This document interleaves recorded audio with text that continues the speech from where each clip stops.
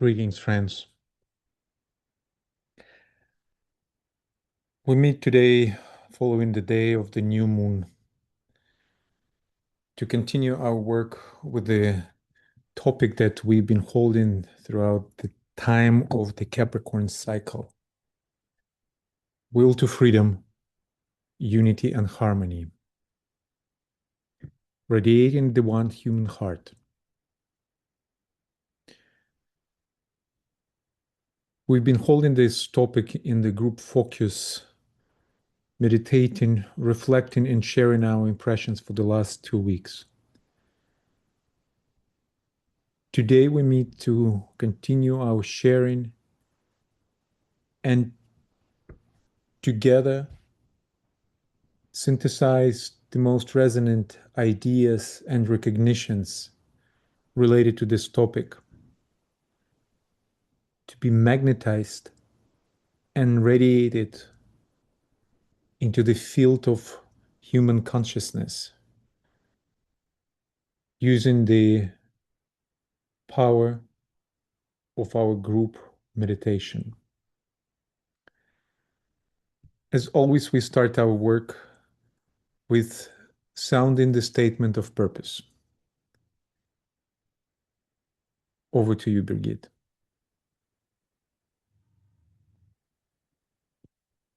Thank you, Alexander, and greetings, everyone.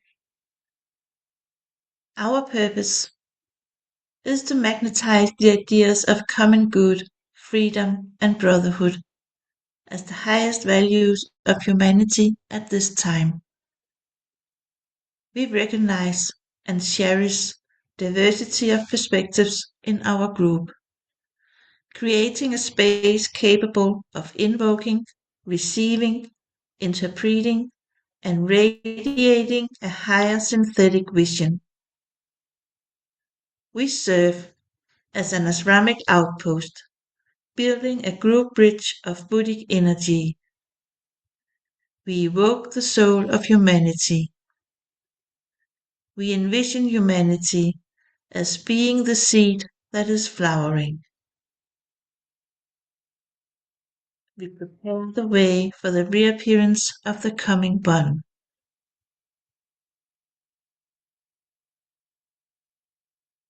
And over to you, Trey.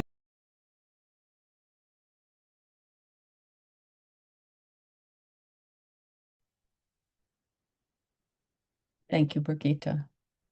Thank you, everyone, for being here today. As we begin our focus today in this new moon meditation, we now come to the point where we join our naming circle. The naming circle unites our hearts across distance as we begin our alignment and bring ourselves fully into our group work. By uniting our hearts in this way, we begin naturally to work telepathically through our group mind. The key to this telepathic work is in its etheric alignment, which creates the group field and allows it to become both a receiving and transmitting agent for higher ideas and energies. Let's begin by calling our names into the circle, starting with our organizers. And as your name is called, please unmute yourself, say your name, and where you are calling in from. For example, I'm Tracy Arbor, and I'm calling in from Novi, Michigan, USA. And as we go through this, let us turn our attention to our hearts and the heart center of the group gathered today, as each one of us calls ourselves into this circle.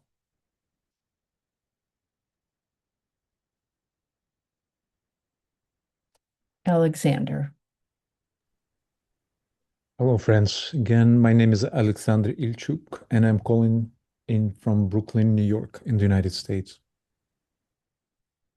Welcome. Brigitte. Birgitte Rasmussen, calling in from Slagelse in Denmark. Welcome. Martha. Hello, everyone. I'm Martha Gallagher. I'm calling in from Victoria, British Columbia, Canada. Welcome. Jillian. Hello, everyone. I'm Gillian Douglas from Heacham in Great Britain. Welcome. Nadell. Hello, Nadell Hill, calling in from Berkshire County, Massachusetts, United States. Welcome. Anetta. Hello, everyone. My name is Annette, and I'm calling in from Sorø in Denmark. Welcome. Ben. Hello, this is Ben in the Bronx, New York, USA. Welcome. Andrea. Hello, dear family. This is Andrea, and I'm calling in from Manchester, Vermont, in the United States. Welcome. Katya. I'm Katya Kaufman, Brooklyn, New York, US. Welcome.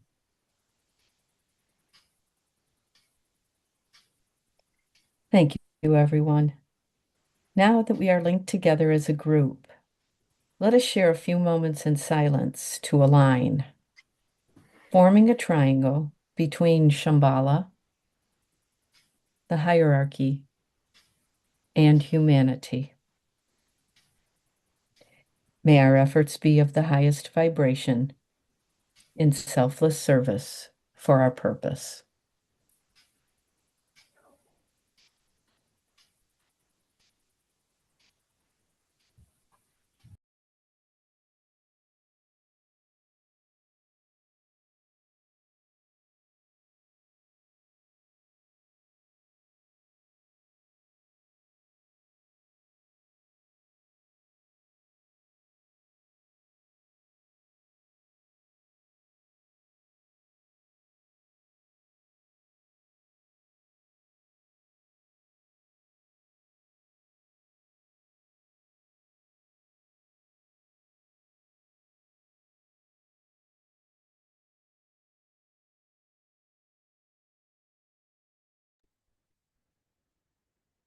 Over to you, Alexander.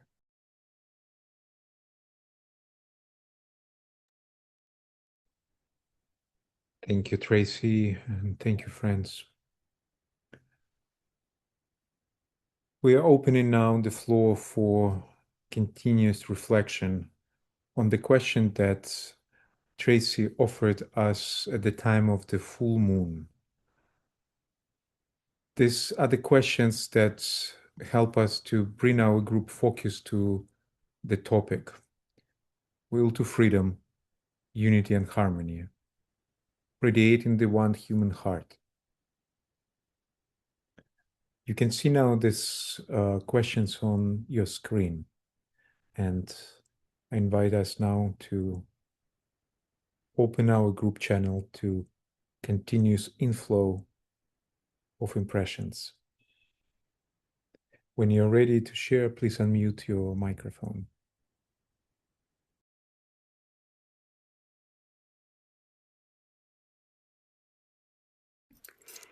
I'd love to start because this morning and in the last few days, I sort of reflected back to these questions. And as sometimes happens, the sort of serendipity of it was that I'd also been introduced to an extraordinary, beautiful work by Ralph Waldo Emerson. And it was an essay that he wrote in 1841. And it was so extraordinary. It's called Compensation. And when I was sort of introduced to the idea of it, I went on and and started to read it. And it was so extraordinary because he, way back then, was speaking to this first question. And even though the majority of this essay really speaks to kind of karma and actually dualism, which was so beautiful, there were two paragraphs that I sort of copy and pasted, and if you'll let me, I just would love to read them because they're extraordinary and they really are very they're just so perfect in this, particularly this first question. So he says, quote, "The universe is a more amazing puzzle than ever as you glance along this bewildering series of animated forms, the hazy butterflies, the carved shells, the birds, beasts, fishes, insects, snakes, the upheaving principle of life everywhere, incipient, in every rock, aping organized forms, not a form so grotesque, so savage, nor so beautiful, but is an expression of some property inherent in man, the observer, an occult relation between the very scorpions and man. I feel the centipede in me, caiman, carp, eagle, and fox. I am moved by strange sympathies," unquote.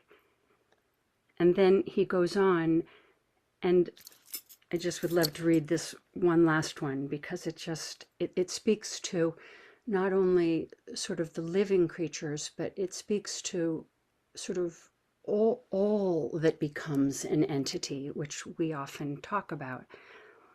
Quote, "The universe is represented in every one of its particles.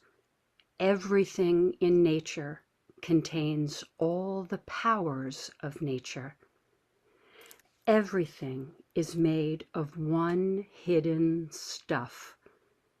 Each new form repeats not only the main character of the type, but part for part all the details, all the aims, furtherances, hindrances, energies, and whole system of every other.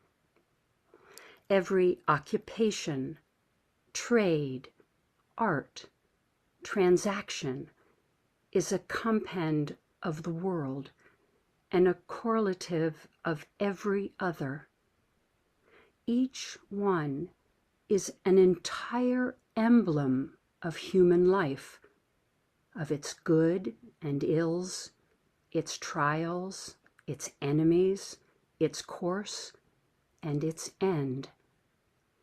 And each one must somehow accommodate the whole man and recite all his destiny. The world globes itself in a drop of dew. The microscope cannot find the animalcule which is less perfect for being little. Eyes, ears, taste, smell, motion, resistance, appetite, and organs of reproduction that take hold on eternity, all find room to consist in the small creature. So do we put our life into every act. The value of the universe contrives to throw itself into every point. Thus is the universe alive," unquote. And it was just this beautiful language of Emerson to sort of speak what we try to find words for as well. And then, because I was led sort of further in my head, I'll just quickly add that the science of the DNA that exists in everything that is living.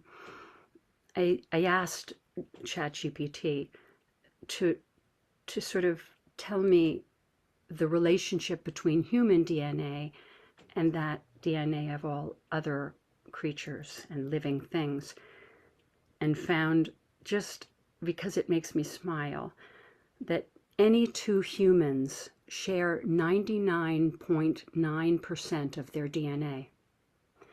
Humans share, and I'll just give you a few, 84% of their DNA with dogs, 60% of their DNA with fruit flies, 60% of their DNA with bananas, 44% of their DNA with yeast. And so it just, again, with that lovely science backing, shows us how we are all one and all whole. And part of the question is, how do we as disciples go out into the world and speak to this? And we do just that.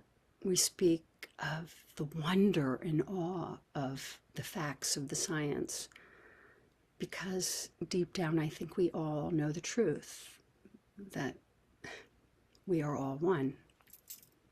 Thank you.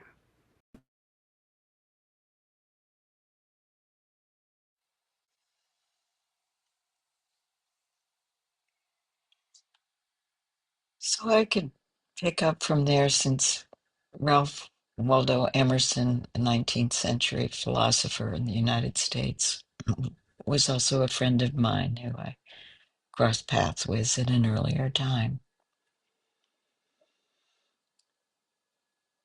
And the angle that speaks to me in relation to this question, how can we as world servers amplify the quality of wholeness? It occurred to me that a humanist tradition that held all things are divine, as Ralph Waldo Emerson held, that Andrea spoke to. And what does this have to do with us? There were two things that came to mind. One of them, I was contemplating this question in relation to the rays and thinking about the relationship between ray 1 and ray 7. And a short mantra from Planetary System came up. I sublimate form and free essence. And that took me to going to essence, which often has to do with the seed thought out of which great institutions like the UN or great clusters, bundles of energy cluster around. And as humans, we tend to go from 7 to 1, from the many into the one, which is the reversal of what the K did, which is to go from one to the many. So I'm thinking of amplifying as a kind of an initiation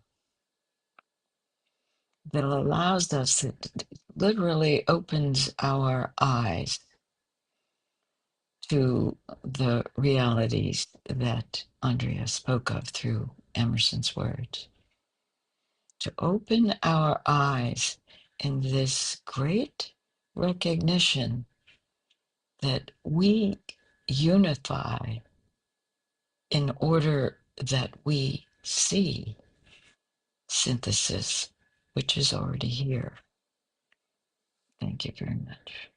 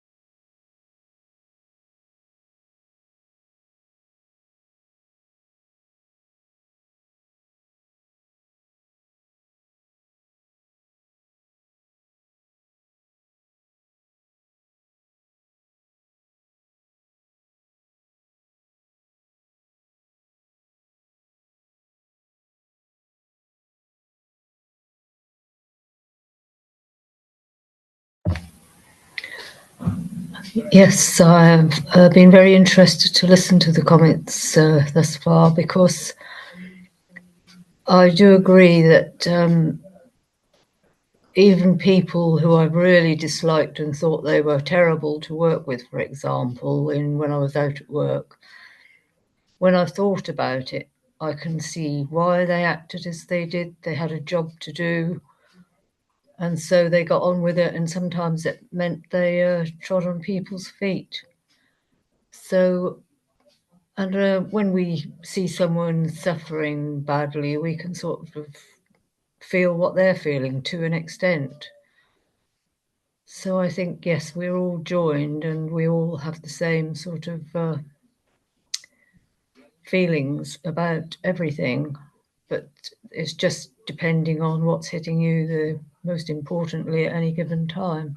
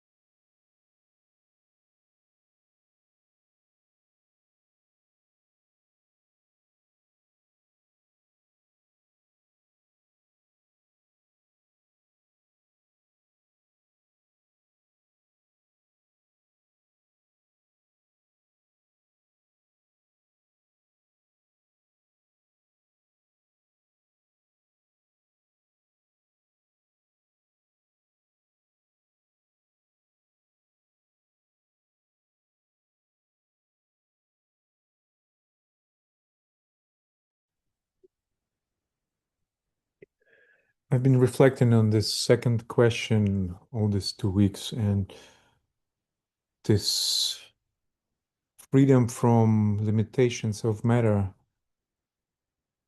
It's a big question, and a long time ago I was very impressed with the documentary, which you probably seen. It's BBC documentary.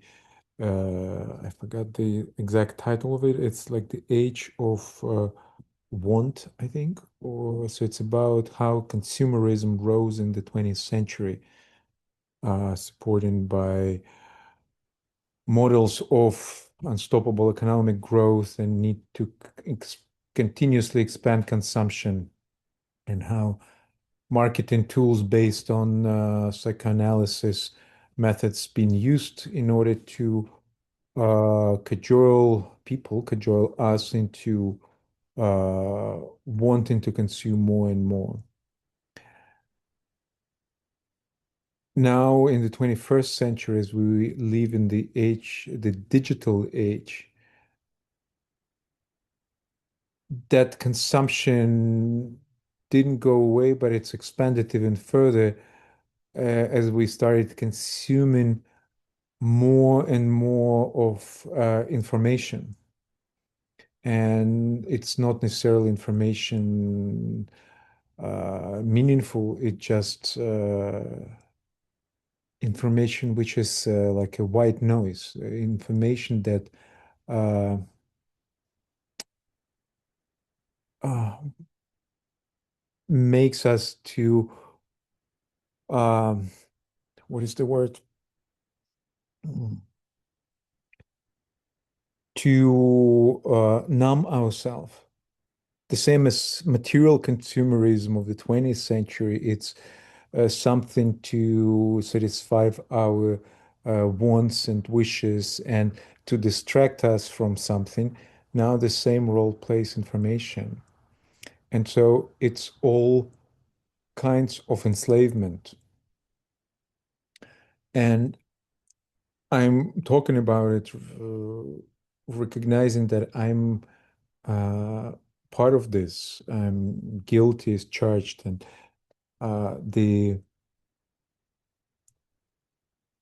search to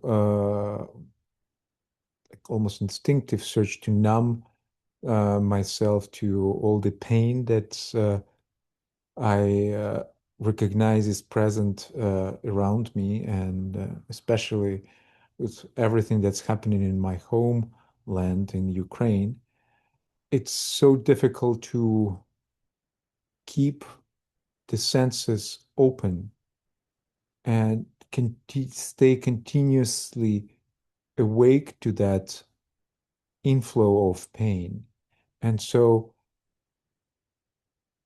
materialism of information or materialism of things are readily available, standing there to help me to to distract myself from that pain. Last night we went to see the movie Hamnet.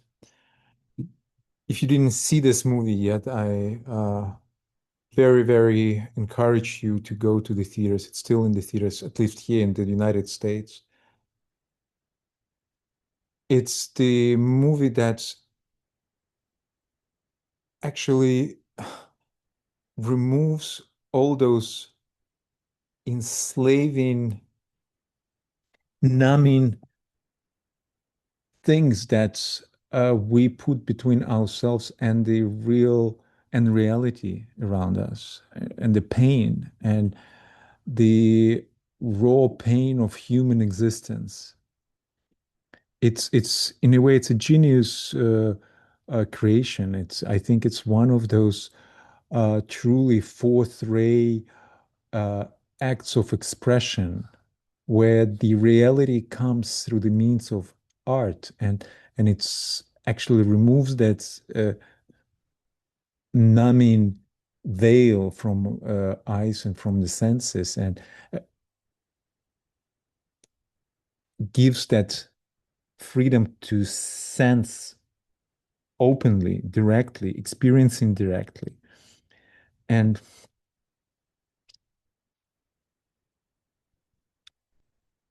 it's all about this, for me, about the topic of liberation. How do we actually liberate ourselves, and how to be conscious about what limits us, and where we willingly giving into enslavement.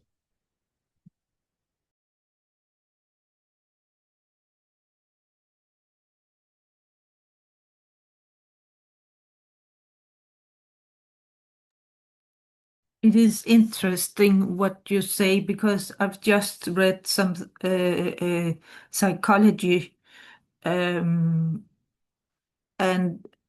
they were speaking about some of the same thing, that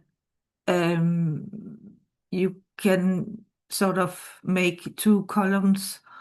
The one is your idealism, your goal, which is often not realistic, and the other column is the reality. And then there is a gulf between them, and there you can have four different points. You can either attack yourself and say that it is your own fault that you cannot reach the idealistic goal, and that there are this deep gulf between them and the reality. The second one is you can attack others because it is others' fault. And the third is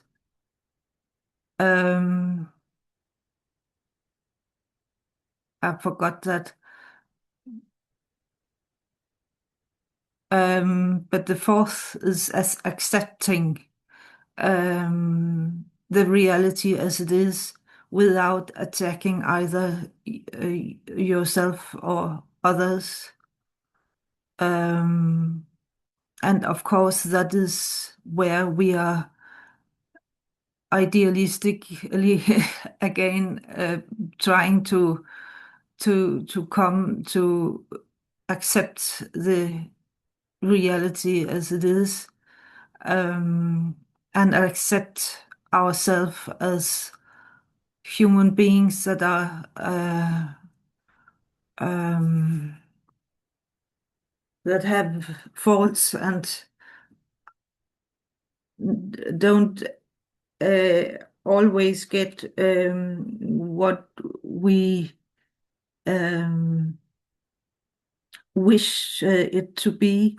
Oh, yes, the third point was to give up and say, oh, I don't ever get that what I needed or what I thought I needed. And this disappointment is sort of something you can't overcome. But the point is to get to the fourth point where you can accept the reality and perhaps accept that your idealistic way of seeing the world and yourself is perhaps not something you can reach yet in this life. So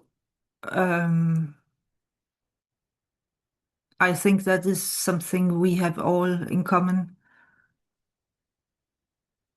And another thing I thought of was the to the first point of how we can create this wholeness.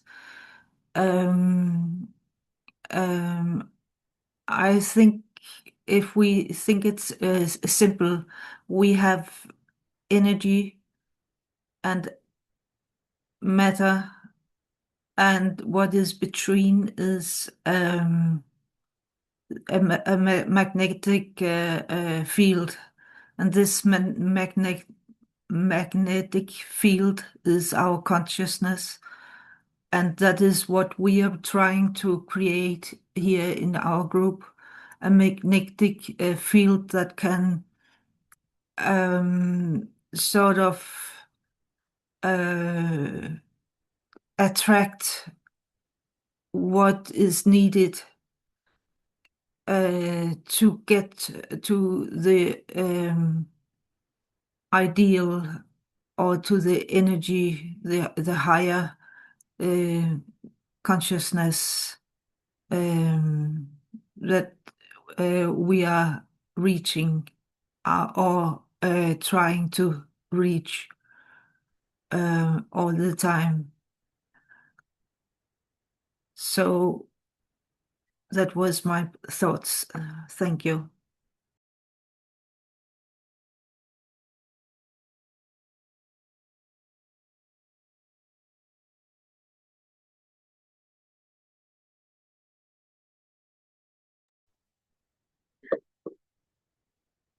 Those sharings, brought me to the point of another yet material form. So we spoke about this mental matter, right? But there is also what we call spiritual matter, and spiritual materialism also exists. So plenty of people who are acquiring spiritual practices just for the sake of acquiring it. It is a bridge between this mental, information gathering And this spiritual information gathering, just for the sake of know, just for the sake of like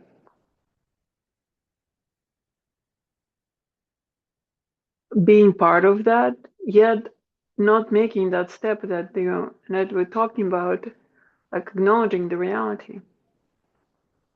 So bringing that spiritual energy into the matter in a different way.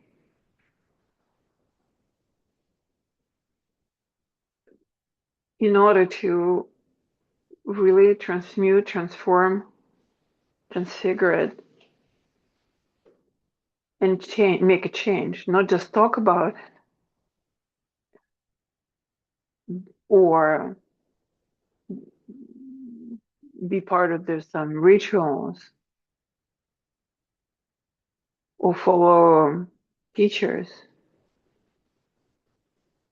but just as a server, changing ourselves, changing what, as one psychologist said, 1 meter around us and moving outward.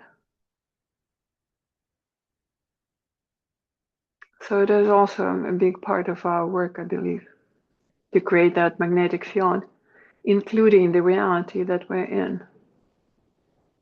Holding our eyes and hearts open, experiencing the pain, yet seeing the possible solution and path beyond that. Then bridging with the higher realms.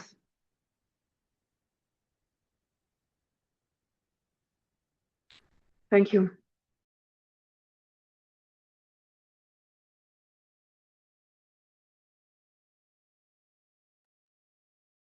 I happened to come across a TV preacher and I watched this, and he was in a huge stadium filled with people, and he was telling them about essentially treat others well, the basic of goodwill and right human relations. But he was saying to do it for what you will get from it, that treat others well so that you'll get a benefit from God. And I listened, and it would have been, and at first my response was, this is not good. But then I realized it is. It's one work, and this stadium filled with people were being brought along in a way that was there for them. And what this person was doing was part of the one work. And I guess I have to remember that we're all at different places, and we're all traveling the same way. And don't be judgmental. I need to not be judgmental. Thank you.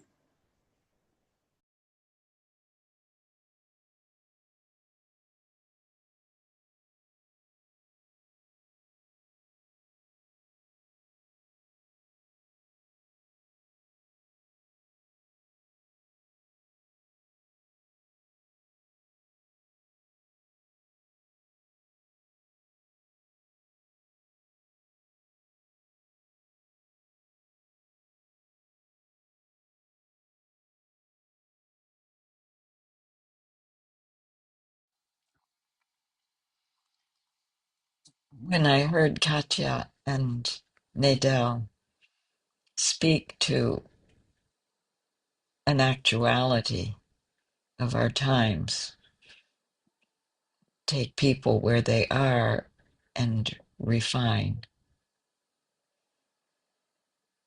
it it occurred to me using the will often calls us, and Alex said basically the same thing. It calls us to assess what is it we need to release in order that that which is under our nose can be seen. That when we find the means that Jillian spoke to and expand our own en- uh, envelope of force driven by love, there is an eventuality that these magnetic fields will find one another expand, and that is the means to which transformation can occur. Forgive me for invoking Emerson again. He was called a transcendentalist. Today, we may recognize that driving the vertical arm is a good thing in the 19th century. In the 21st century, we may need to complete the cross horizontally. And more of us are finding ourselves in the dark place, whether it be Ukraine, the United States, Denmark. It's going to that point of acceptance, again, that Jillian spoke to, but not with the passivity of often Ray 6, which is a kind of an obedient type of acceptance, but rather that quality, we can call it will, application of force, whatever it may be, where the soul actually radiates in the particular sphere in which we find ourselves. And as we keep doing this work in a steadfast manner, steady, strong, courageous, visionary,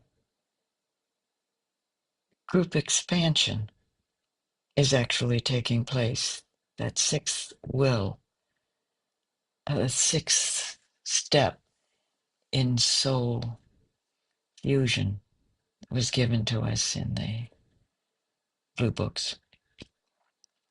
From group progress to group expansion, that is the precursor to this unification so required for synthesis to reign. So we do have a way, and thank you everyone for strengthening our intentional work in purpose.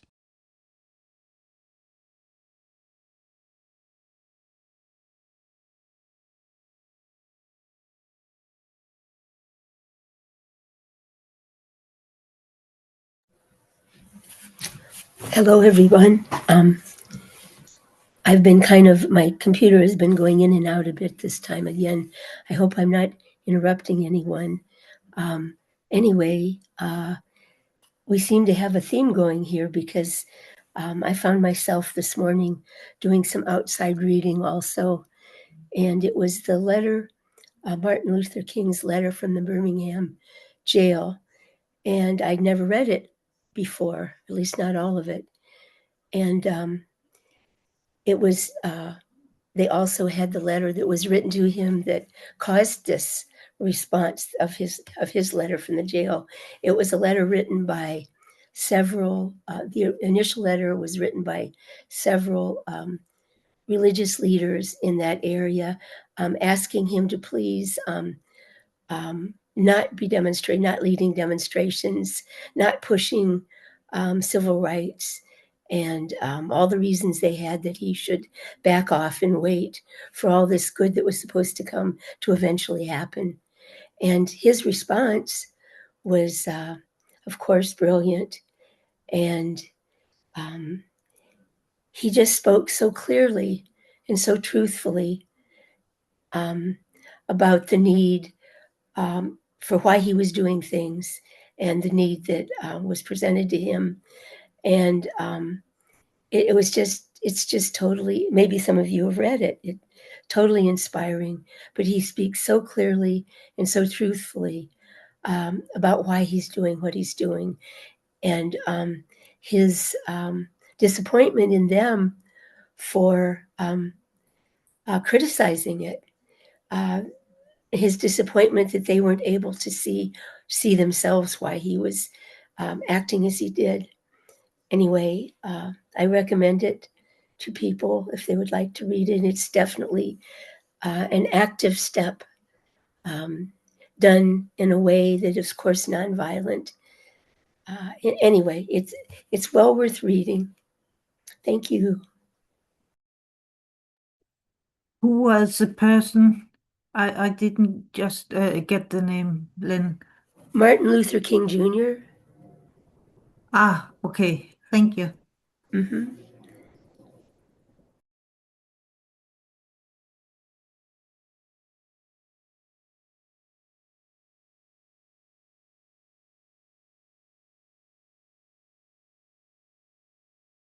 I thought it was Mandela, but it could also have been him. All these great servers. Thank you.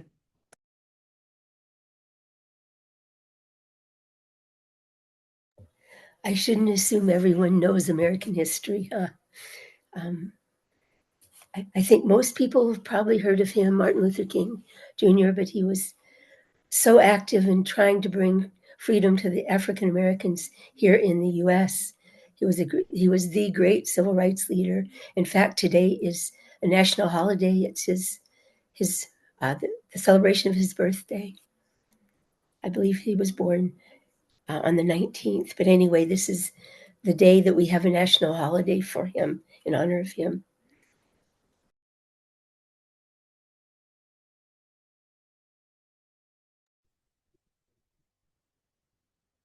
Today, our schedule is more limited than usual during the new moon meetings.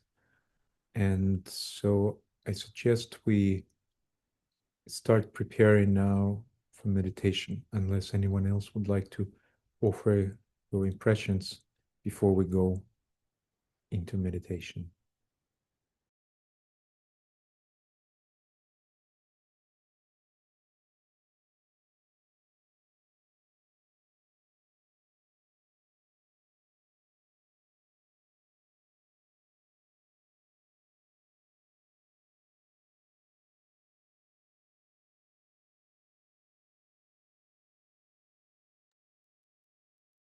So I invite you, Tracy, please take us into meditation.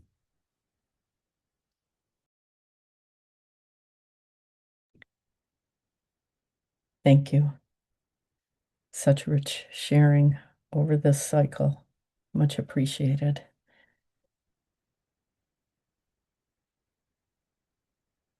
So let us move into silence and become aware of the stillness within. Align with your heart, your ajna, and soul. And from your soul, link with the group heart, the group mind, and the group soul.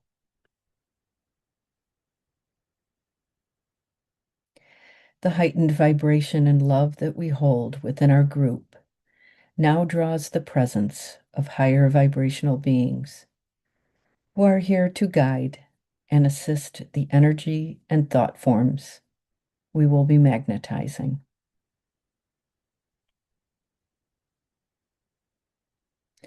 Let us now connect with the hierarchy through our group Antakarana as we link the heavenly earth, the inner world of meaning, and the subtle world of glamour.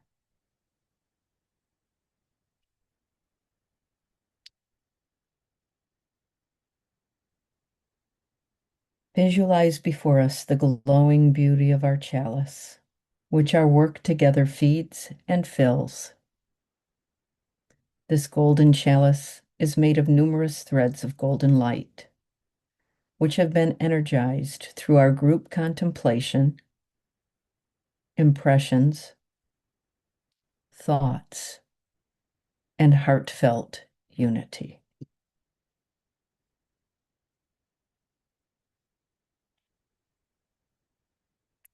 We are currently working with the energies of Capricorn and the Cardinal Cross.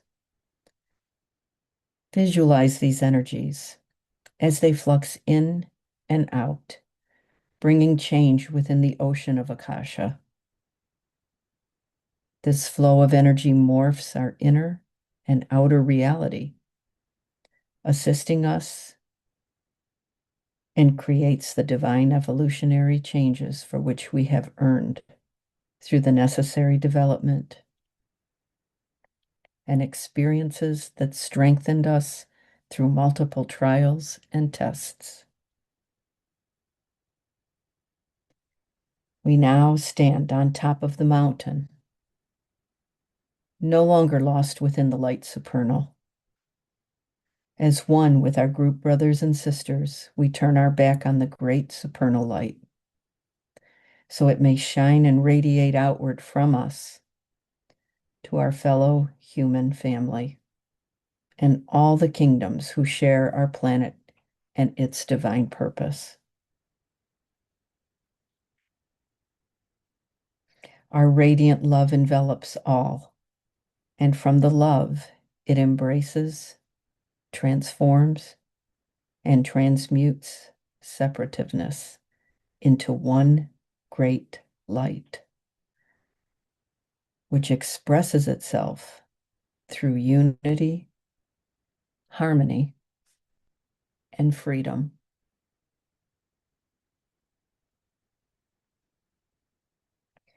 We connect with our topic, will to freedom, unity, and harmony, radiating the one human heart.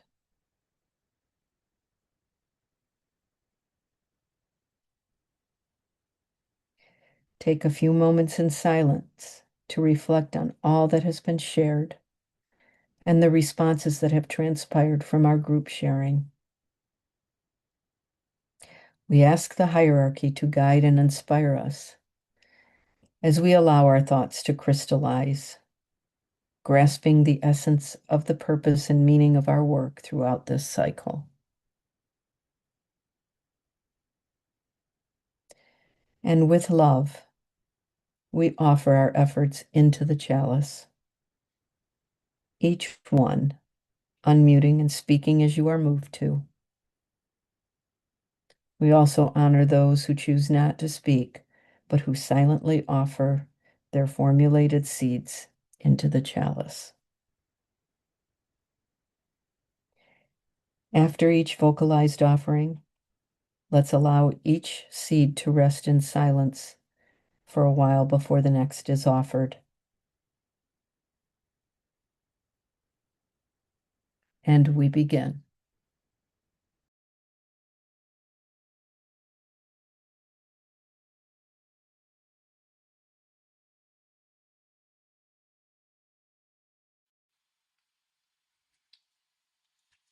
I sublimate forms to release essence.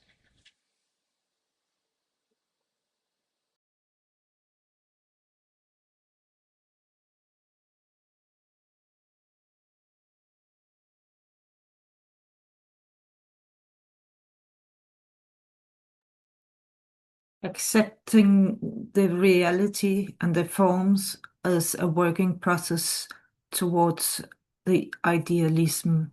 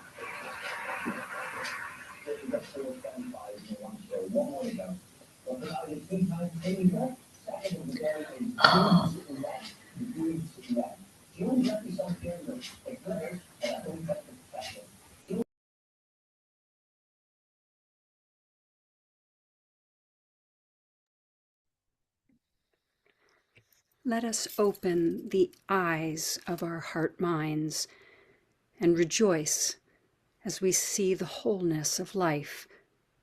Let us share this with all.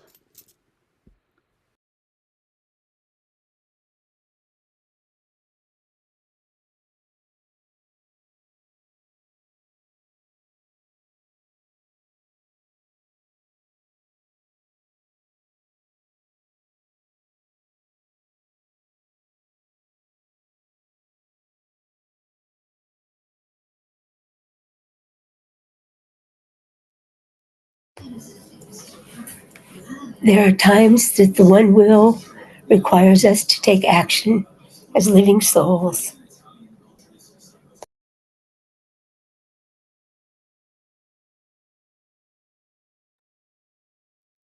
The saving force supports right relations through freedom and cooperation.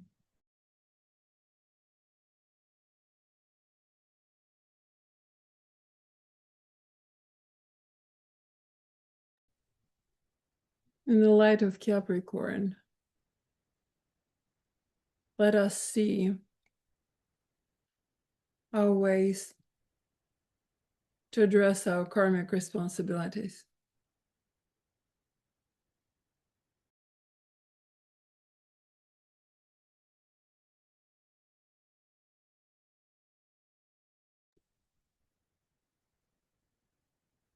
We realize our limitless love as we connect with all.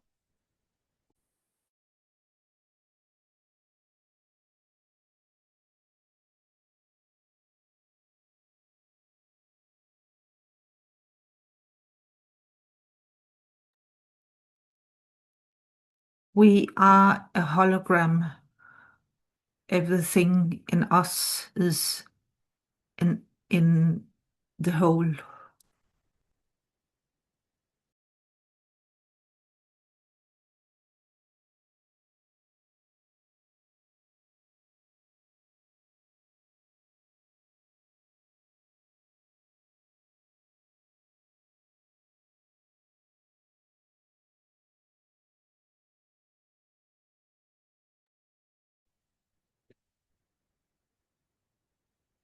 Let the power of will and love empower our soul light to sound the note of freedom, unity, and harmony into manifestation.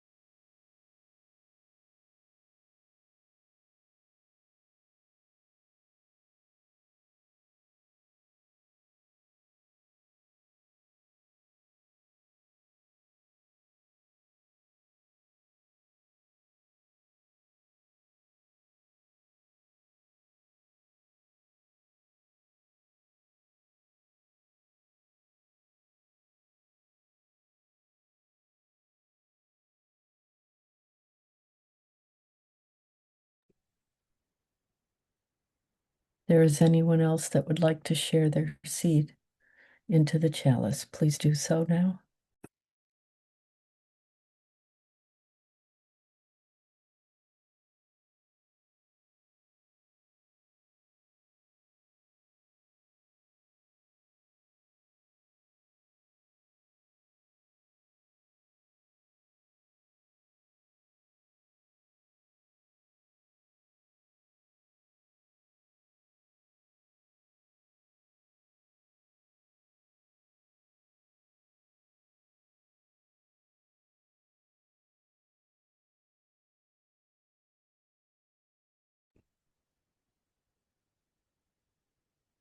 We focus on the purpose of our work today and the seeds collected, allowing them to vibrate and resonate within the embracing light of our group vessel. We magnetize it now with the light of Capricorn as we invoke the will to good to potentiate our group intention.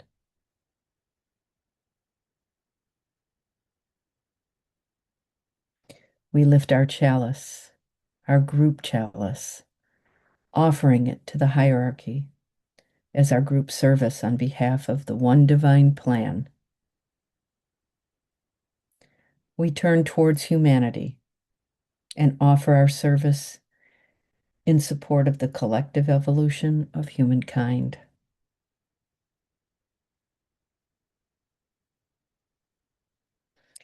And closing our work, we identify with the soul in all and apply our efforts to be in accordance with divine will. We send forth the results of our efforts, thoughts, love, and the energy of our group work to help our earth in all its diversity and ultimate unity through its transformational journey into the sacred. And we do this through focused direction of energy from our group ajna, sending the light out to higher beings, to other spiritual groups, to the soul of humanity, and to all sentient beings as we assist the forces of light.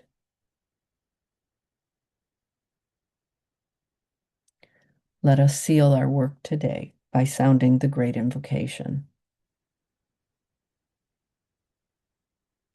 From the point of light within the mind of God, let light stream forth into human minds.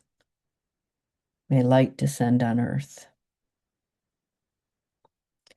From the point of love within the heart of God, let love stream forth into human hearts.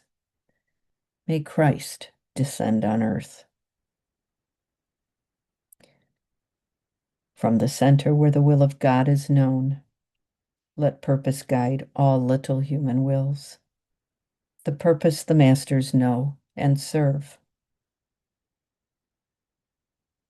From the center which we call humanity, let the plan of love and light work out.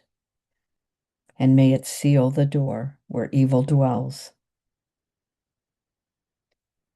Let light and love and power restore the plan on earth. Om.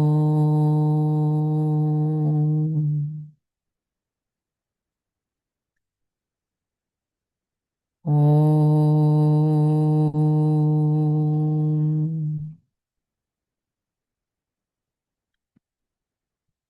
Om.